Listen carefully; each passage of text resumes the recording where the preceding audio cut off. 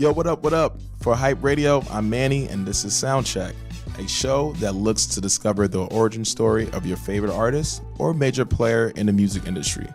We ask the questions that you always wanted to get answered, and you never know who may pop by. For episode 3, we have Key, a.k.a. FatManKey, an Atlanta legend fresh off the release of his collaborative album 777 with Kenny Beats, plus Mike from HYPEBEAST. Key talks about the different stages throughout his career, his new project, and so much more. Welcome to Soundcheck.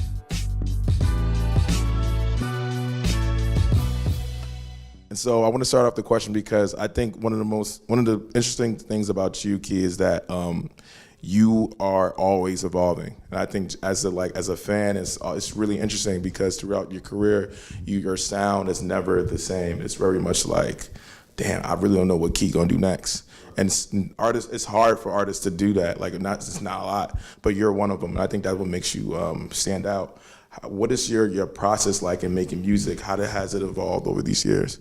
Well, I think I used to worry too much about what I was making and to be honest with you, the whole point is me trying to conquer everything I hear or come to my mind. So I never try to limit myself on that. I just want to I like discovering new things and try to, attack it. I don't feel like anybody who makes music is ever going to have the same experience. So you're just supposed to be like an instrument. So it's like, I'm this saxophone. And you feel what I'm saying? This saxophone needs to go everywhere. Mm-hmm. So I'll be running off topic sometimes. Nah, go ahead. Run off topic. Yeah, so I just, I don't know. I don't think about it as staying new or nothing. I just don't never want to make the same song twice. You write a lot? I don't even write no more. I try to. The crazy thing is I got probably 100 verses I have been writing, and I've been saving them. Because they're not finished, and I only write them when I'm drunk or high, and I can't rap. I'm just gonna write my phone right quick. But I haven't actually tried to rap off something I wrote in years. Nice. What's your musical inspiration? What would you grew up listening to? Well, now I listen to a lot of stuff, but when I was growing up, I was my father and them if you're from the 90s and you come from young black parents, you're gonna come from they hipster time was people trying to be Afrocentric. Mm-hmm. So I used to listen to shit like Lauryn Hill and Erykah Badu and Goody Mob and all the Mm-hmm. That's in Atlanta, that was the scene. What you listen to now? I listen to everything, virtually everything. I listen to majority of what I listen to on my downtime is Future and whatnot, like everybody else. But my connection with Future and Thug music is probably deeper because of where we from. What led you to rap? I was making beats, and as I was making the beats, I just find myself teaching myself about cadence. How'd you teach yourself how to produce? Fruity Loops. Fruity Loops came out when it first came out. I was probably 12, 13, and my cousin showed it to me, and then my friend Curtis showed it to me as well, right at the same weekend. So it was kind of I lost my virginity with Fruity Loops. It's always interesting to hear when artists come in and be like, what's the first program you used your beat on? You made a beat on, or remember the first time you used to rap? What was the first rap you wrote? Because it's always an interesting story. It's they kind of just fall into it, and it's boom. Do you remember the first rap you made? It was oh. The first time I ever rapped, like I said, we was making beats. Me and Curtis was making beats at my dad's house, and we was just going through a box or some shit. And we found a little microphone. No, at his mom's house, he found one of them little computer mics. Mm-hmm. And we rapped on "This Is Why I'm Hot." Yeah, and that was my first time. Curtis is the type of kid from when we was younger. He'll be recording on his laptop, on the camera. Mm. You remember? Yeah, for sure. Yeah, so, or his headphone, plug your headphone in, and how it got the little mic right there? Yeah. He'll record a whole song in GarageBand like that. Oh, wow. So before, we always used to use, I don't even know the name of the programs that we probably used to use back then. Yeah. So I remember when we first met, you were doing more so conscious rap. Yeah, that's when I was writing. Yeah. I think, that's why writing is way deeper than me. Yeah. I'd rather somebody read my stuff that I write than I rap it. Okay. What was Conscious Key like? Back then I wanted to be subliminal. I'd rather just say, instead I'm going to shoot you in the face, I'm going to try to find the most beautiful way to say it. Okay. Nah. Then I started. Then my dad told me something that stuck with me, but he was like, "If you gonna do this, you should make your language universal, like make it so everybody can understand you." So I've never dumbed myself down, but I just kind of like made it so anybody or everybody can understand me. Nice. And I think I think I first started hearing you from a friend from Atlanta. He sent up some music. He's like, "Yo, this is a group called 2-9," and I heard one of your records. I was like, "Oh, this dude kind of fire." Like, describe you around that period, and how was times for you then? To me, that time was fire. I think I'm getting back to it because I think I got caught up in so much as being a rapper. But before, when I didn't, it's just like I wanted to be a different kind of rapper back then. Like like the rarities, like the Lupe Fiascos, or the people I felt like you had to get them $1 million to work with. So I wanted to be like that. I used to just walk around, stay to myself, and skateboard and do little weird shit that I never did before. I think I'm trying to kind of get back to that moment in my life. So how did you find your sound? Because it's like, how does that happen? To be honest, I feel like like my ultimate sound, like the thing I'm always run to, I just recently on this newest project on 777 about to release, that's going to be the first time I think it's a consistent sound for me. I like that I could always run back to. A lot of shit I can't redo. It was just at that moment. For sure. Yeah. You have any features on that? No, not one. That's fire. That is fire. That's my first project like that. Yeah, and that's just with no features. That's probably a point. That's like, yo, I want this to be me. I wanted this to be because my hiatus from dropping projects was just due to the fact that I was lacking a team. So when I linked up with Rocky and them last year, it just kind of like I got kind of organized and I seen how much I wanted to be or where I wanted to be. So I got a whole nother project that I did in the meantime with them, and I still gonna put that out at some point. I got a few projects that I'm gonna put out at some point, but this one I was like, yo, we just got off tour. I was fresh off tour. I felt like somebody new, So right then I started working with Kenny immediately after tour, and then I was like, damn, I see the difference in myself. I don't want to release nothing else. This sounds like the most polished thing I've ever done. I agree. What was the headspace when you was recording 777? Like I feel like a new person. Like I can be something big. Like I knocked that shit out. We knocked like the first 7 songs out because it was just gonna be 7 songs. We knocked them shit out in like 3 days, all of them. So like the majority of it, like Mike, you heard the project. So majority of it we did like in 3 days, and the rest of it we was just fucking around. I was just kept going to because Kenny Beats produced majority of it. Well, he produced everything, and like there's other producers on there that worked with him, but he just my favorite thing to do is just tell somebody to load up. Like I don't listen to beats or nothing. What's the meaning behind the title of the project? 777 is a tattoo I got on my face, and at the time, to be honest with you, I ain't think of it like how everybody's so into like numerics right now. I really give a fuck about numerics. So like I got it on my face. It's 3 sevens and an infinity sign, which just mean good luck forever. So that's just good luck. Just like, and I don't say good luck like how people be superstitious or nothing. It's just like, man, good luck. Like I hope you do good. Positive key. Yeah, I love like that. Nice. I think also I want to ask you this: people gravitate towards you. I know that sounds kind of weird, but like you're involved. You're a central figure in so many things, especially coming out of Atlanta. I remember with my friend, some of my homies, when I talked to them, I was like, "Yo, name the most people in Atlanta," and your name comes up because it was like the new generation. It's like you're involved with a lot. How do you just link up with? How do people link up with you? Like, how do you just? Nowadays or back then? Back then and then now. Back then, I feel like we just came in at the right time. I feel like we was the first generation of a cult following musicians. Like before us, it was Soulja Boy, and that was the biggest thing from the internet, if you ask me. And then, but you also had like the Pack and shit like that. But it wasn't like a, to be honest with you, they is like street niggas, and they just came up with some shit and it took them. Like we planned all of our shit out. Like we wanted to be like a collective, a company, or like anything else. So, yeah, because we seen the internet, like we we took, everybody probably took the roots, but from the Wu-Tang thing, like how many people is around, how many different things you can do. Yeah. And that's all from the internet, because like you just looking at people and I'm a fan of this.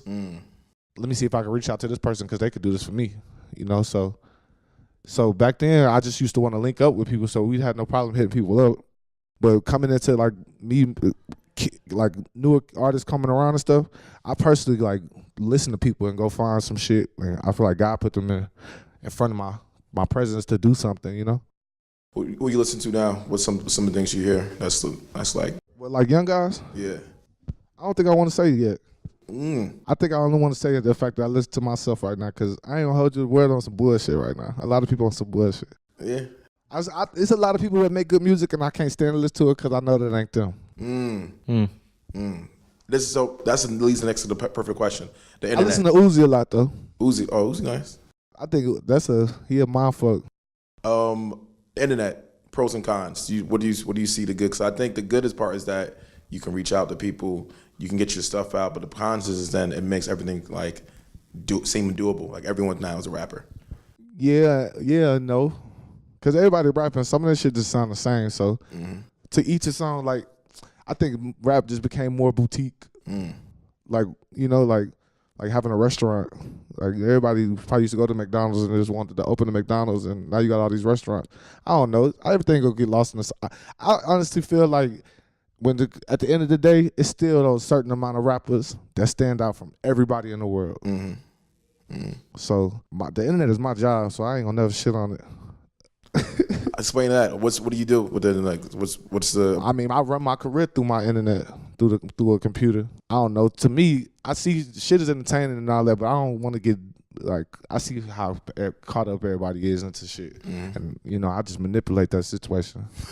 Nice. Cause I see people losing their mind. I see niggas like sitting on their shit, getting mad about posts and people that looking at them and comments, and like I would never like. If you take your time to look at something I did, then I'm good. Like that's another $1 to me. That's real. Yeah, that's real.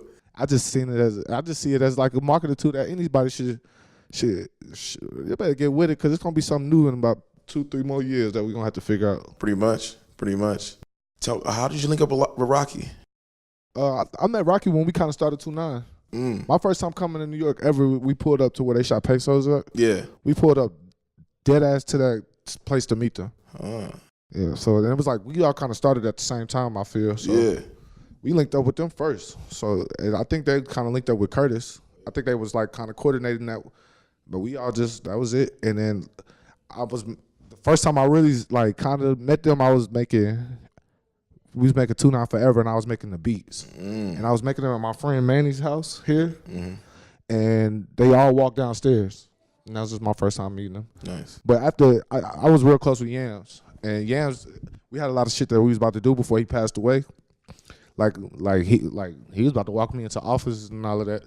So one day, like, I want to say like 2 years ago, because Rocky just called me out of nowhere, and he was like, yo, come to New York. I got to do what Yams was telling me to do. So I figured that was a Yams play, because I remember him really rooting for you. Yeah, he was going crazy. Like I still got the emails in my shit with him, like setting up meetings with me and labels. What advice did he give to you? Nothing. He told me I was the greatest. Honestly, a lot of people think that way too. Like I meet a lot of dudes from I think that way. I really do be thinking that way. Yeah, I do. I ain't gonna hold you. No, I think you should though, because it's like how in football is. Like you're a quarterback, you're supposed to be like, I'm the best. It's fine to say that. I feel like I bring the best out of people too. Agreed. So I'm really into myself right now, and I think I'm creating a narcissistic person, but I think it's with a good intention. Yeah, I mean, like you should be your own cheerleader. Like there's nothing wrong with that. Because I feel like it's some shit that it ain't nothing I can't do. And back to who I like listening to, the boy Lil Herb is a problem right now. Who? G Herbo. G Herbo? That freestyle he did. But that recently. whole project, he just dropped 2 projects. Yeah. Like For My Fans and something else. Yeah, And I just listened to like it's like a cool 50 songs in between those 2 projects. yeah, that track Malcolm. That's one of my favorite tracks of last year. It was just Herbo was crazy. Like See, and I was gonna say like, damn, it ain't nobody fucking with me. And I'm dead serious. yeah. Like when you want to come down to it, but it is what it is. The way that, because if he freestyling that shit, then I got a whole. I'm going back to the studio. Yeah, straight up. So do you look across and be like, I guess do you look at competition, or do you just be like Yeah, focusing no, on this yourself? is definitely competition. I'm used to play sports, so I ain't got no problems. It is gonna always be a competition. There ain't no competition when it come to people. When it come to money and shit, that ain't the competition. The competition is literally to say how skilled he is, and then collaborate on it. I was watching that. You seen that Roxanne Shante movie the other day? Yeah. You seen how her and the girls in the studio going back and forth with each other? Yeah. That's fire. Me and Maco did that. Oh, nice. The whole time me and Maco was making a project, it was kind of like, let's go back and forth, like, let's see. you know? Yeah. And from his angle, I think it was kind of more like, damn, this fire, I'm about to, like, it making me better, like, so. And it was making me better. I'm like, damn, this nigga snapping. I got to go crazy. That's the only reason I feel like rappers should ever be talking. Because a lot of niggas, the rappers look at each other and they just be like, damn, I want that. I want that life. I want this. I want that. And that's the gayest thing you could do. Other than that, just be like, damn, that shit crazy. The way that they doing something, I wish I could learn from that. And that's why people should collaborate. Who's your favorite person to collaborate with, producers or artists wise? Rapper wise, Jace. From Merto Sushi from 29. Yeah. Because me and Jace can feed off each other naturally, like, you know. Yeah. But I don't know. Kenny is my favorite producer right now. But everything though, I just learned that Kenny's, I feel like I could do it anywhere now. I'm about to say, but people don't know you're like a really great producer. You produce a lot of hit records. I'm about to get back to it. You produce Crazy Brazy. Like No, I didn't make that beat. You didn't make the beat? Wavy Wild, my friend made the beat. Gotcha. But you produce like a lot of I made, fire remember shit. the Krayshawn and Juicy J? Yeah. They had a song, I made that beat. I did the whole 2-9, the first project. Yeah. I made my whole the first project, me, Curtis, and Kyle, we did all that together. I haven't made beats in a long time. I'm about to get back to it. Somebody discouraged me a long time ago about beats. And they was like, you need to pick one. Why can't you do it all? That's what I was saying, but I don't know why, but I really let that discourage me to be like, all right, well, I need to. It kind of made me better, though, as a rapper, too. So I never saw myself as being somebody who could freestyle. I always been like, damn, how the fuck do they do that? And that shit just happened naturally one night. I had to pick one, but I'm definitely about to get back and making beats. I really want to be my favorite person all around again. 2-9. How's everybody? How's the guys? Everybody great. 'Cause to me, music-wise, I want to see more. So Yeah. Same. Same. Can we make that happen?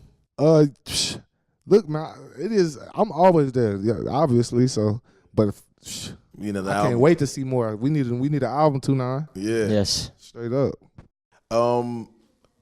So what project you said you have something coming out with Kenny Beats, yeah, from Loud Pack, from the EDM.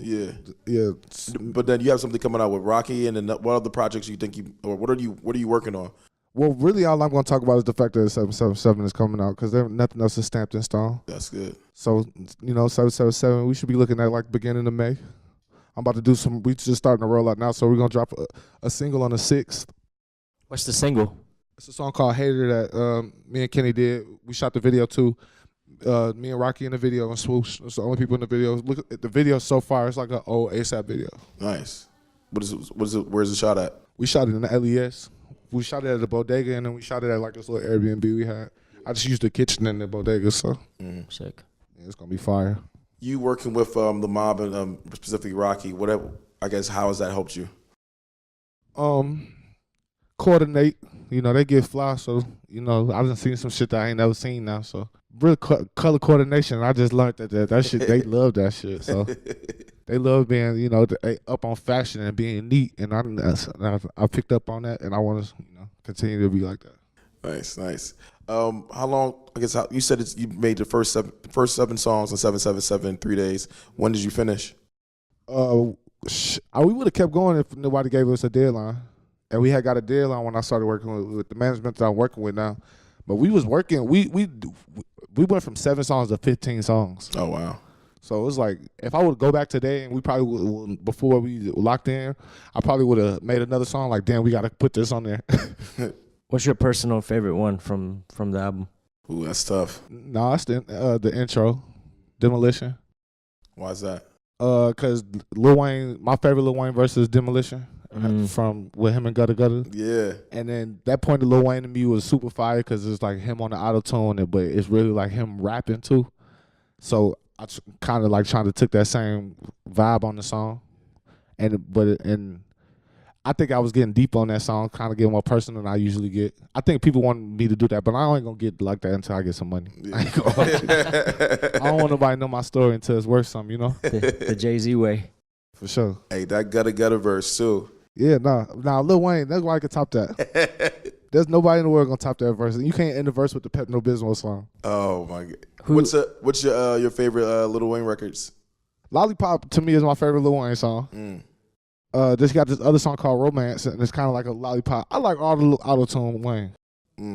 Auto-tune Wayne is him. I know people like all that. He be snapping, of course, but it ain't nothing more wittier than that Wayne to me. So you'd have Carter 3 over Carter 2? I'm on No Ceilings. No Ceilings was a great moment. I'm on that, what's the other mixtape? The Drought. The Drought, yeah. The Drought is over. Yeah. That was a great run. I remember hearing him. That whole time when Currency was with him, over with.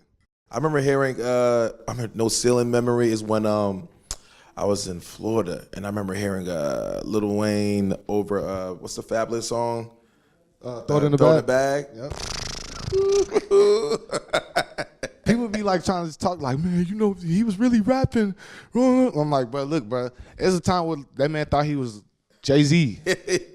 like making the same little noise that Jay. That's cool and all, but ain't no Wayne like when Wayne found himself. Yeah. Atlanta right now, what do you think of the scene, the music scene? It's still the Mecca. It's still great people coming out of there. I like the fact that we influence everybody, because everybody still think they making up shit and they not. They ain't seen nothing new. I love Atlanta. I love the artists that come from Atlanta. I love the new talent. I love the fact that everybody there wants to rap now, because that means we're never going to stop. It's going to be a forever workshop. My kids know how to rap. And I like that it's like, it's not just one visible part of Atlanta, too. It's like the whole scene. Yeah, it's a Metro Atlanta. It's a Metro Atlanta, I mean, it's a 25 mile radius around the city. What's your favorite spot in Atlanta to go to? To do what? Just whatever. Jack's Pizza. If you ever go to Atlanta, go to Jack's Pizza. Jack's Pizza and Wings. It's a little pizza spot on Highland. You can get $3 Jamesons. Yo, I've been there. That spot is crazy nice. Yeah, you could take something in the bathroom. It's a hole in the wall. You could take a hole in the wall in the bathroom. And then like, so give me a sense of this. Like, everybody know Atlanta Strip Club is important. I retired. What is That's the music? I retired from the strip club. Why'd you retire? I got a child out the strip club. That's retire. Then I was like, damn, I feel too mature now. How many kids do you have? 3. 3, okay. I'm done until I get married. I'll probably have some more kids when I'm like 35, 40. You think about that? Yeah, I do think about that. I think it'd be embarrassing to have all these kids and not have no wife. I think a bitch would be stupid to date me if I was regular. Yeah. What has changed since you have kids? Like, how's your mindset? Every day changes because they keep getting older, so it's like I can't do a lot of shit.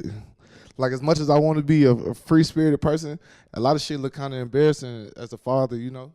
It's a lot of shit I wouldn't want my kids to see happen, like, damn, like that. That's my dad. Like, my dad just did that dumbass shit. So I kind of I be practicing when they not around more than when they is around, because that's how it matters. Man, I feel like my boy just had a son. He's like, it's nothing. It's your whole mindset change. Yeah, not for sure. Then you start to realize, you know, like, fuck everybody. Like, I was just telling somebody that the other day, like, you ain't got to worry about them hurting your feelings, them about to lie to you, none of that. Like, off of real, like, it's hard to lie to your parents, so you can't tell me. So I feel that way. I don't really give a fuck if a bitch leave me or a homeboy try to cut me off no more. What are some projects you recorded in the past that hasn't come out that you're like, damn, I wish it came out? 5 of them. And now they're gonna come out. We about to re-release my whole entire catalog. That's why I took everything off SoundCloud. Oh, nice. How important is streaming as an artist? Does that help you? Come up with the best play ever at all times. Everybody's a victim to me. The way I see it is like, because everybody else gonna work you. Mm-hmm. So I just see it as like, I see it as like putting your product in different stores. Mm. So it's like, try to, just come up with the best type of situation, and don't give your all to one thing, because then you just somebody's slave then. What's some things you want to do outside of music? Just like, hey, I really want to. Movies. I'm growing. I can't wait till I get older. That's why, like you said, me evolving. Like, people probably watch me grow up because, How old are you now? 26. Yeah, but I've been, since I dropped out of school, this has been all I've been doing, and that means everybody been in my business since then. Everybody been following you. I remember when we shot our first video at the mall. Almarosa. People don't even know about that song. I don't even remember that video. You remember that? I remember it, but I don't remember what it looks like right now. Yeah, we just went around the mall, like, just shot it. Like, yo, we gotta just go do this. I remember that song, too. I made that beat. Yeah. Conscious Key. That's just brought up a topic. Give me the story about the wrist video. It seemed like that was like a spur of the moment, but it was my idea. I'm taking all credit. I want all smoke for anybody who say it's not my idea. But we was at their house. We did McConnell. It was like, bro, I got this hit. He kept telling me that for like 2 weeks. It's a hit. I need you basically telling me about Father. Like, he found this kid and they got all the shit done already. I ain't got to do nothing. Come over here. So I came over there. They played the whole song. The verse, and the hook and the beat was done. Father had already did it because he made it. Mm-hmm. And McConnell, we sat there in Father's room and recorded that shit on the little ass bitch ass mic. Yeah. They had a camera there. I'm like, bro, let's just shoot the video right now. Just don't. They was like, we don't even know the words. I'm like, fuck it. Like, don't say nothing. Like, don't say nothing the whole video. Yeah. And then just like make it a walkthrough. Like, I wanted it to be from like different rooms, but we wasn't trying to get to all that technical. So that's what that was. Yeah.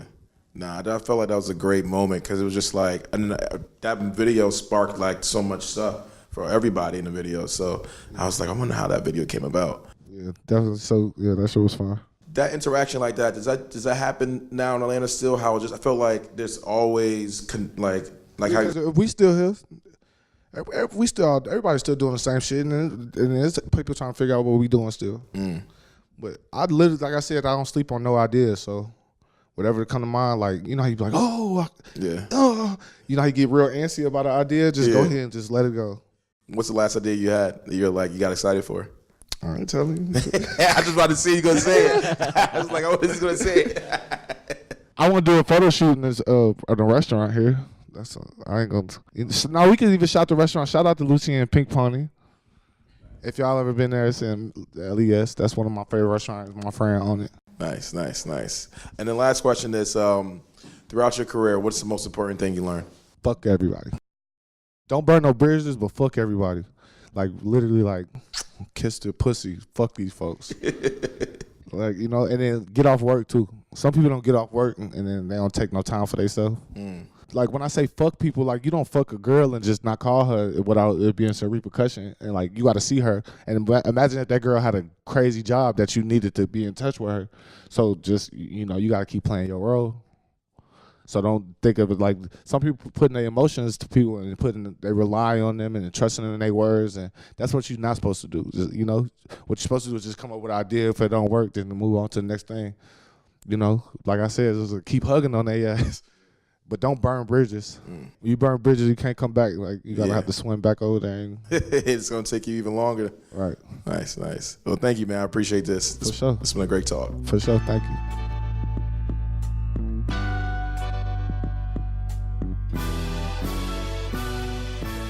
That's today's episode of Soundcheck. You can check out Key's 777 project, which is out now. You can also listen to more episodes of Soundcheck and keep up with everything Hype Radio at hypebeast.com/radio. Subscribe to Soundcheck on Apple Podcasts, SoundCloud, and Overcast, or whatever you listen to podcasts on. Feel free to reach out to me on Twitter at ECM_LP and follow Hypebeast Music for more original content and music news. Let us know who you'd like to have on the show, and thank you for listening to Soundcheck.